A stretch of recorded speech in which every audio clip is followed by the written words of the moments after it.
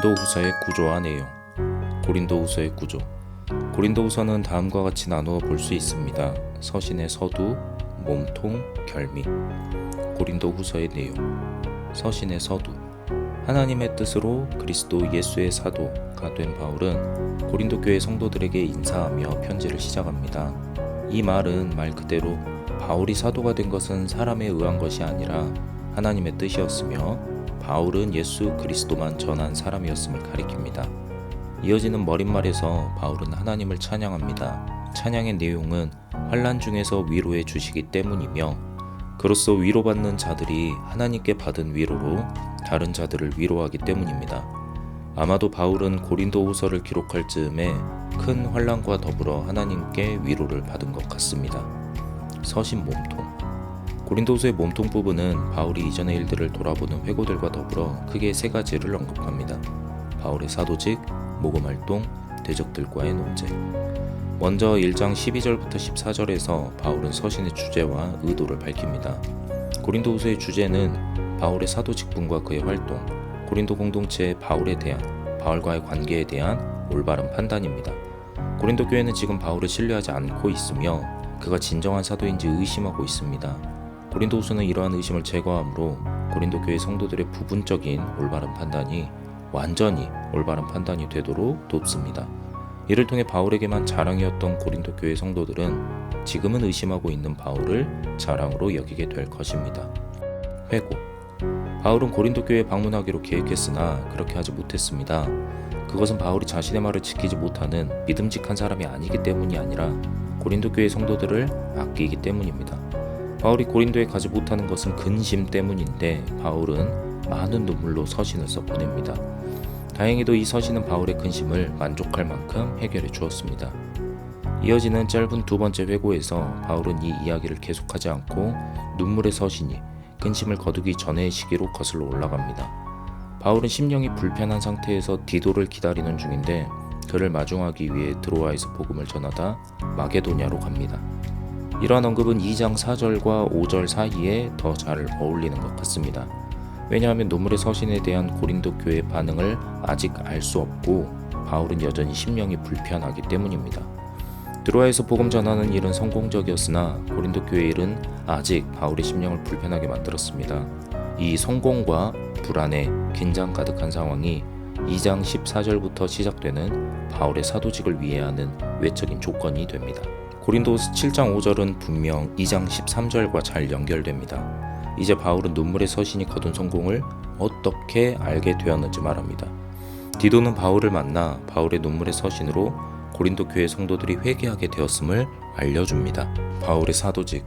성공과 불안으로 테두리 쳐진 바울의 사도직에 대한 언급은 먼저 하나님께 대한 감사로 시작합니다. 감사의 내용은 바울이 맡은 사도직 자체에 관한 것입니다. 이런 일을 누가 감당할 수 있을까?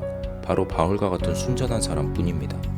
3장 1절부터 4장 6절은 바울을 향한 비난에 대해 말합니다. 바울은 추천서가 없으며 율법을 강조하지 않았습니다. 바울의 직분은 율법을 통한 정죄의 직분보다 더 영광스러운 의의 직분입니다. 하지만 바울은 이 영광을 질그릇에 가졌기에 사람들이 당장 인지하지 못합니다.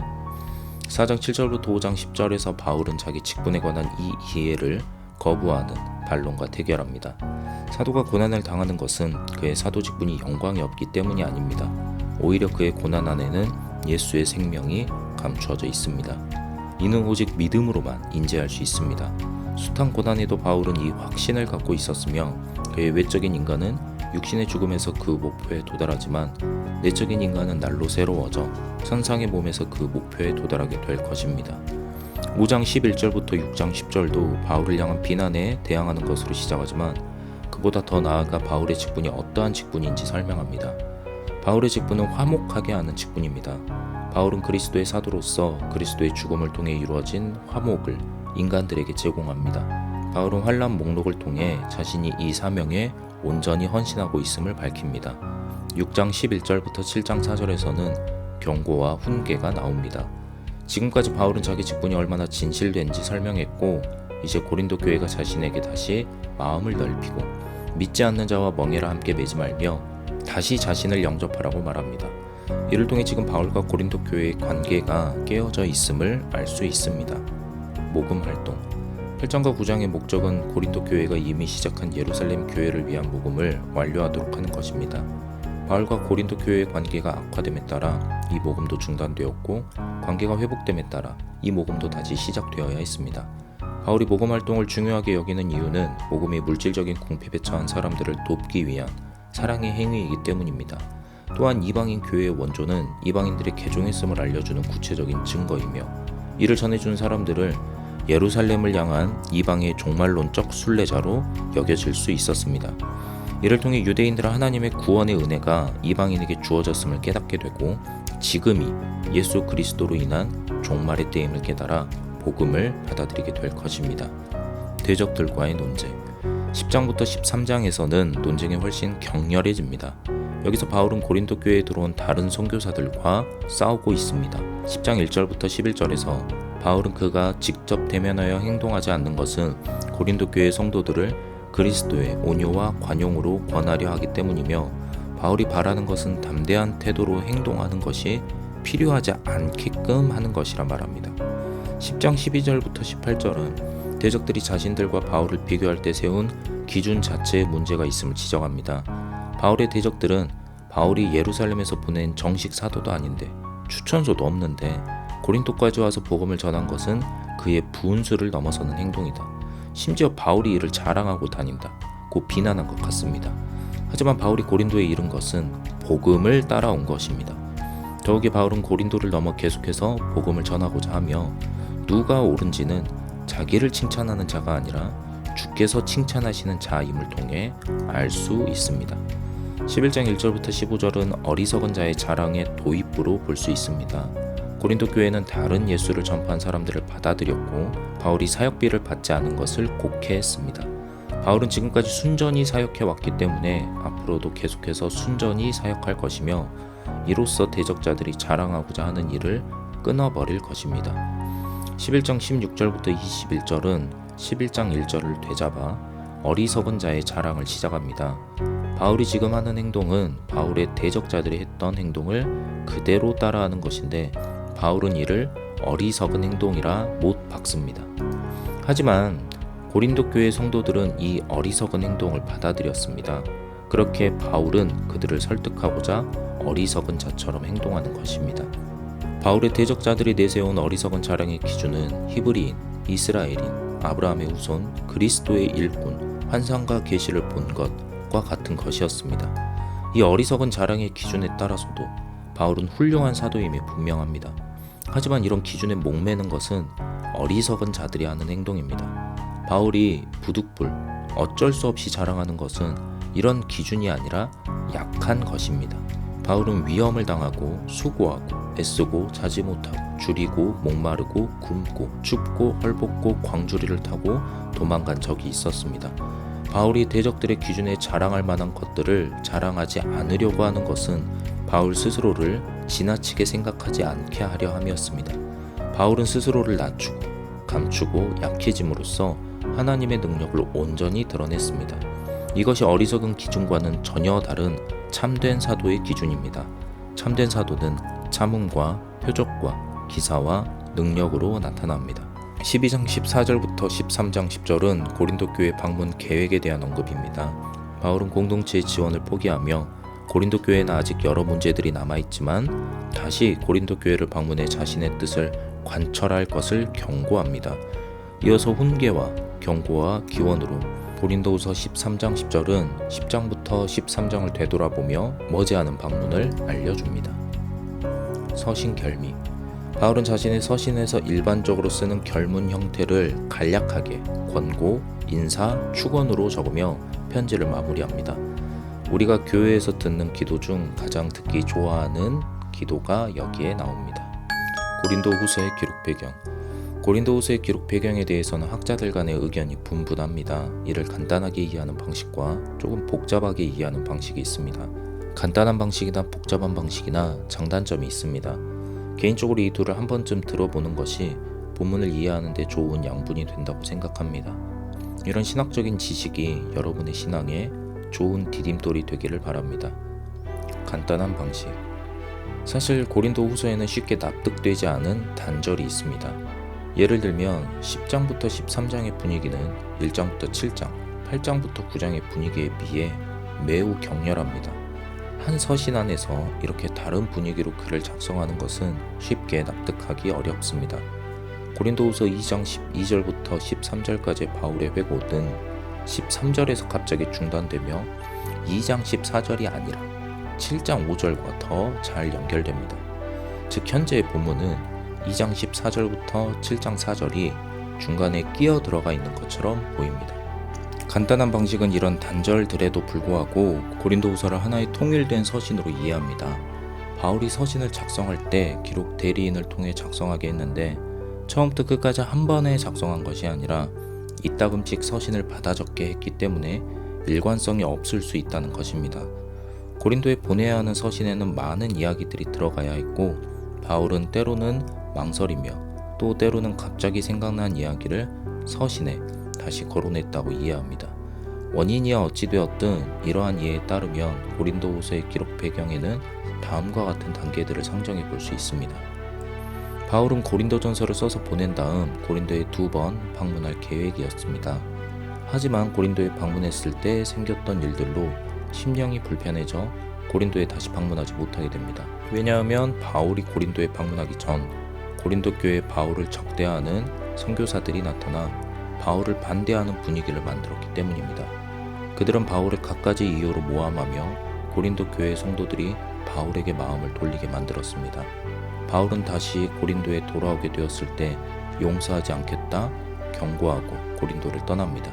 바울은 에베소로 돌아와 고린도 교회에 많은 눈물로 서신을 써 보냅니다. 이를 눈물의 서신이라 합니다. 바울은 이 서신을 디도에게 부탁하고 드로아로 복음을 전하러 갑니다. 바울의 드로아 선교는 성공적이었습니다. 하지만 이러한 성공에도 불구하고 바울의 마음에는 걱정이 가득했으니 디도를 통해 고린도 교회의 소식을 듣지 못했기 때문입니다. 바울은 드로아에서 디도를 기다리지 못하고 마게도냐로 디도를 마중 갑니다. 마게도냐에서 마침내 디도를 만난 바울은 고린도 교회에 관한 기쁜 소식을 전해 들었습니다. 바울의 눈물의 서신으로 고린도 교회 성도들 대부분이 다시 바울에게로 마음을 돌렸고 바울을 모욕했던 대표자를 처벌했습니다. 하지만 고린도 교회 내부에는 아직 바울을 적대하는 선교사들이 남아 있었고 바울의 유보적인 분위기가 여전히 남아 있었습니다. 그래서 바울은 또 한 통의 서신, 즉 현재의 고린도후서를 써 보냈는데 아마 디도와 두 사람의 형제가 전달했을 것입니다. 이 서신은 바울과 고린도 교회 성도들이 다시 관계를 회복한 것을 기뻐하고 있습니다. 바울은 이 관계를 더욱 단단하게 하기 위해 힘썼고 이는 예루살렘을 위한 복음에서 드러나게 될 것입니다. 또 바울은 여전히 남아있는 대적자들과 치열하게 싸우며 용서하지 않겠다는 말을 상기시키고 고린도 교회에 방문할 것을 예고합니다. 사도행전과 로마서에 따르면 바울은 고린도를 다시 방문했고 거기서 성공적으로 복음을 완료한 다음 3개월이나 머무르며 로마서를 기록합니다. 이것은 바울이 고린도 교회를 둘러싼 대적자들과의 싸움에서 이겼음을 의미합니다. 복잡한 방식은 고린도후서에 나오는 단절을 편집으로 여깁니다. 바울이 고린도후서를 기록한 것에 대해서는 의심의 여지가 없지만 그의 서신을 이름이 알려지지 않은 한 편집자가 어떤 의도를 가지고 지금의 고린도후서로 배열해 놓았다 생각하는 것입니다. 이 방식의 단점은 그 편집자의 의도를 밝힐 수 없다는 데 있습니다. 학자들 간에 편집자는 왜 고린도후서를 지금의 모양으로 만들었는지 일치된 견해가 없는 것이 큰 약점입니다. 또한 고린도후서가 잘려진 단편으로 우리에게 전해지지 않았으며 지금의 모습으로 우리에게 전해진 것은 이 복잡한 방식을 더욱 약화시킵니다. 그럼에도 불구하고 이 방식은 고린도후서의 부분들의 배경에 깔린 사건들을 살펴볼 수 있는 기회를 제공하며 이로써 고린도후서를 잘 이해하도록 도와줍니다. 이에 따르면 바울은 예루살렘 교회를 위한 복음을 준비하고자 디도를 고린도에 보냅니다. 이때 디도를 소개하는 서신을 들려 보내는데 이것이 첫 번째 서신입니다. 디도를 보낸 이후 바울은 고린도를 방문했습니다. 거기서 대적자들에 의해 완전히 변해버린 고린도 교회 성도들을 만납니다. 에베소로 돌아와 바울은 눈물의 서신을 썼습니다. 이 눈물의 서신은 지금 고린도후서 10장부터 13장에 남아 있습니다. 아마도 바울은 이 서신을 디도를 통해 고린도에 보낸 것 같습니다. 디도는 고린도로 떠났고 바울은 드로아에서 복음을 전하다 마게도냐로 갑니다. 거기서 디도를 만나 기쁜 소식을 전해 들었습니다. 바울은 자신의 사도직을 변호하는 서신을 썼습니다. 바울은 고린도를 방문하기 전에 모금이 이루어지도록 모금을 위한 짧은 서신을 썼습니다. 바울은 아가이아 지방 전체를 상대로 모금을 위한 또 하나의 짧은 서신을 썼습니다. 바울은 고린도로 와서 3개월을 머무릅니다. 여기서 로마서를 씁니다. 이를 표로 정리하면 다음과 같습니다. 소개 서신, 눈물의 서신, 사도직을 변호하는 서신, 고린도 교회에 보내는 짧은 서신, 아가이아에 보내는 짧은 서신. 복잡한 방식은 고린도후서의 단절들에 대해 어느 정도 역사적인 배경을 제공합니다. 하지만 본문을 지나치게 사변적으로 보거나 이론적으로만 이해하는 것은 오히려 본문이 전하고자 하는 메시지를 잊어버릴 위험이 있습니다. 그럼에도 자신은 본문에 대한 이론적인 공부를 꼭 해야겠다 하시면 신학교에 가시는 것을 추천드립니다. 신학교의 문은 활짝 열려 있습니다. 결론적으로 간단한 방식이든 복잡한 방식이든 그 배경의 사건은 크게 달라지지 않습니다.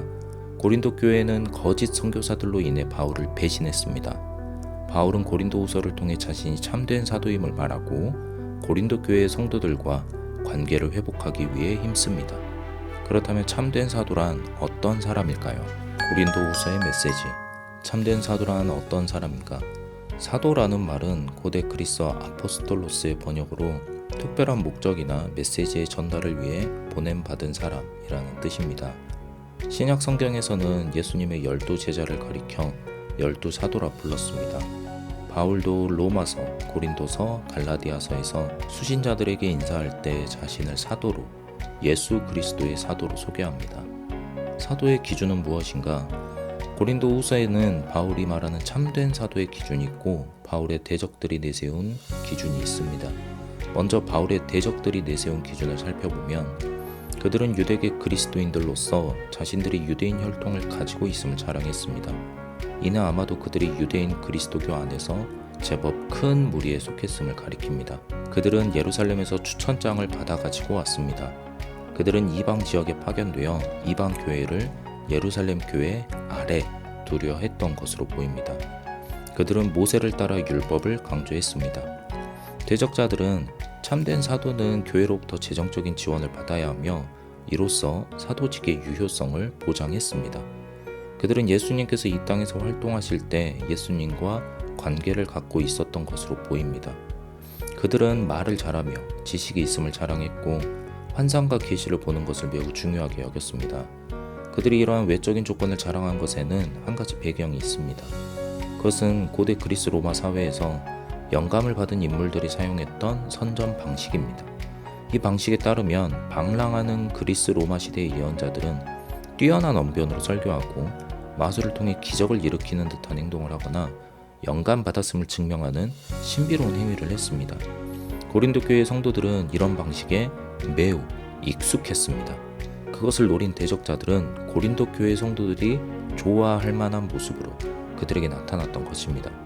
게다가 대적자들은 바울이 이런 기준에 부합하지 않는 거짓 사도라 비난했고 고린도 교회 성도들은 그런 모습을 보여주지 않았던 바울을 쉽게 배신했습니다. 하지만 바울의 기준에는 그들이 거짓 사도들이었습니다. 바울에게 사도란 하나님의 택하심에 의해 예수 그리스도의 복음을 전하는 사람입니다. 그렇게 참된 사도에 대한 바른 이해는 예수 그리스도에 대한 바른 이해에서 복음에 대한 바른 이해에서 출발해야 합니다. 즉 다른 예수와 다른 복음을 전하는 사람이 거짓 사도인 것입니다.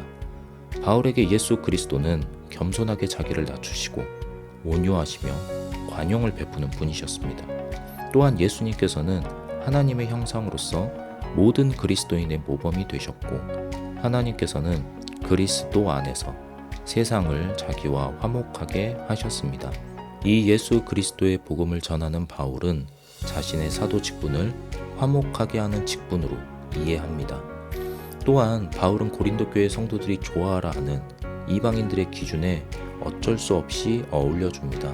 바울은 자신을 자랑하기 위해서가 아니라 그런 기준에 따르더라도 자신이 거짓 사도들보다 훨씬 자격이 있기 때문입니다. 하지만 바울은 거기서 더 나아가 이방인들의 기준으로는 이해하기 힘든 대적들의 관점에서는 참된 사도에게 전혀 어울리지 않는 연약함을 자랑하기 시작합니다. 바울은 자신이 얼마나 많은 지역을 돌아다니며 얼마나 많은 교회를 세우며 얼마나 많은 사람에게 세례를 주었는지 내세우지 않습니다. 바울이 내세운 것은 그가 당한 고난과 굴욕과 어려움들이었습니다. 바울에게는 이 연약함이 참된 사도의 표징이었습니다. 어떻게 연약함이 참된 사도의 표징일까? 바울은 이 연약함을 놓고 하나님께 기도한 적이 있습니다.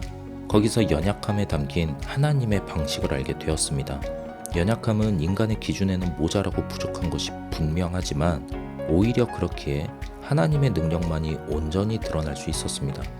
하나님의 방식은 강인한 사람의 강함을 사용하는 것이 아니라 연약한 사람의 연약함에 그리스도의 능력이 나타나게 하는 것이었습니다. 그렇게 바울은 대적자들이 자신의 강함을 자랑했던 것과는 정반대로 자신의 연약함을 자랑했습니다.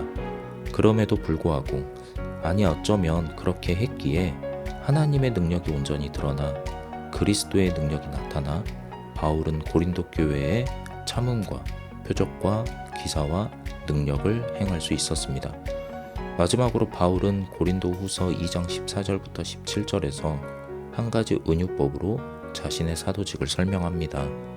바울은 하나님께서 자기를 이기게 하시고 라고 말하는데 이 말은 헬라어 트리암뷰오의 번역으로 원래 사전적인 의미는 개선행진에 데리고 다니다 입니다. 고대 그리스 로마 사회에서 전쟁에 나가 승리한 장군이 적군을 포로로 잡아 고향으로 귀환할 때 개선행진을 하는데 거기에 데리고 다니면서 자기가 이겼음을 나타낼 때 쓰는 말입니다. 또한 개선행진에는 향을 피우는 노예도 함께 했는데 바울은 이런 그림들을 통해 자신의 사도직을 설명하고 있는 것입니다. 즉, 바울은 자신이 전쟁에서 패배한 노예처럼 끌려다니는 수고와 굴욕을 당하지만 자신을 끌고 다니시는 하나님의 승리를 나타내고 있으며 동시에 그리스도의 향기를 퍼지게 하는 사람으로 이해합니다. 고린도에서 바울은 십자가에 달린 예수 그리스도, 겉으로는 미련해 보이지만 구원을 받는 사람에게는 하나님의 능력이 되시는 그 그리스도를 전했습니다. 예수 그리스도의 복음은 죄와 사망에서 구원해주는 복음입니다. 바울은 이 복음을 전하기 위해 항상 예수의 죽음을 몸에 지니고 다녔습니다. 그 자체가 목적이 아니라 그리스도의 생명이 나타나게 하기 위해서. 고린도 교회 성도들이 바울을 배신한 것은 그들이 예수님을 제대로 이해하지 못했기 때문이며 잘못된 기준을 고수했기 때문입니다. 어떻게 보면 거짓 사도들에게 빠지는 것은 그들이 전한 다른 예수를 받아들이는 것과 같습니다. 고린도 교회 성도들은 여전히 어린아이와 같은 신앙을 가지고 있었고 그리스도교의 중요한 가르침인 십자가에 달린 그리스도, 상처를 그대로 지닌 채 부활하신 그리스도를 제대로 이해하지 못했습니다. 고린도후서는 잘못된 기준에 만족하며 다른 예수와 다른 복음과 다른 사도를 받아들이는 사람들에게 참된 예수와 참된 복음과 참된 사도에 대해 가르쳐주는 서신입니다. 고린도후서를 통해 예수님을, 복음을, 예수 그리스도의 복음을 전하는 사람들에 대해 바른 기준을 가지시기를 또 지혜롭게 분별하시기를 바랍니다.